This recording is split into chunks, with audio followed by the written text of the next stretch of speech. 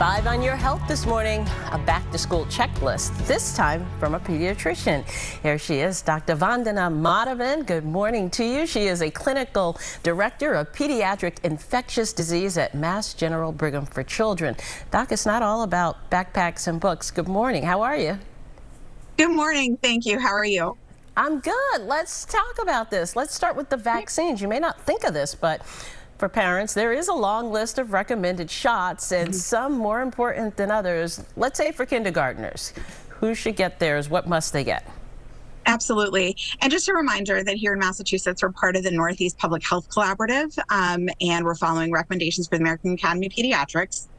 And for 5-year-olds entering kindergarten, hopefully we should have gotten their 4-year boosters. But if not, what's great is that thanks to combination vaccines, with 2 shots, they can be protecting against 8 diseases, including tetanus, pertussis, or whooping cough, and of course, chickenpox, measles, mumps, and rubella.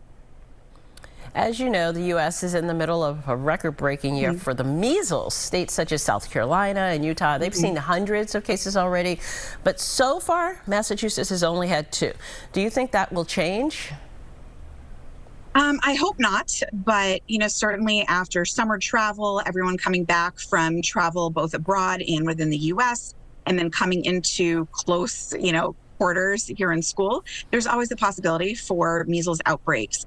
Here in Massachusetts, we're lucky that overall we have great immunization rates at all ages. However, there are pockets, including among kindergartners, in towns and schools with lower rates below that level of herd immunity, where if there is a case, there could be cases, plural, or even outbreaks. But I'm hoping that our overall, great level of immunity protects us against enormous outbreaks like we've seen in other states. Yeah, we hope that stays in check here. But if a student in Massachusetts tests positive for measles, what happens next? Does the school have to shut down? So there are a lot of different things that factor into it. Is it one case? Is it multiple cases?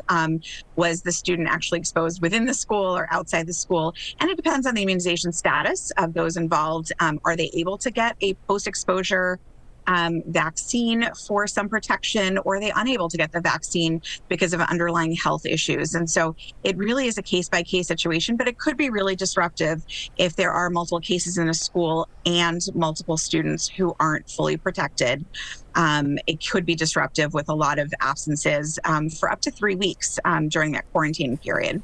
Wow, 3 weeks quarantine. Okay. One last question. COVID shots this fall. Do kids need a booster? Absolutely. As we know, COVID keeps evolving, mutating, et cetera. Kids tend to get milder illnesses than adults, but that's not a given or a guarantee. We do see kids with severe enough COVID needing hospitalization, needing the ICU. And it's also important to remember that, up to 20% of kids can have long COVID and have a myriad of symptoms, that can last for many months to years. And it's for protection both in the short term and long term, as well as protection of those in their extended families, their communities, et cetera, who might be higher risk, that we do recommend an annual COVID booster for everyone 6 months and older. Okay, we all hope for a healthy school year. Dr. Madhavan with Mass General Brigham for Children. Thanks for joining us. Have a good weekend. Thank you, you too. Take care.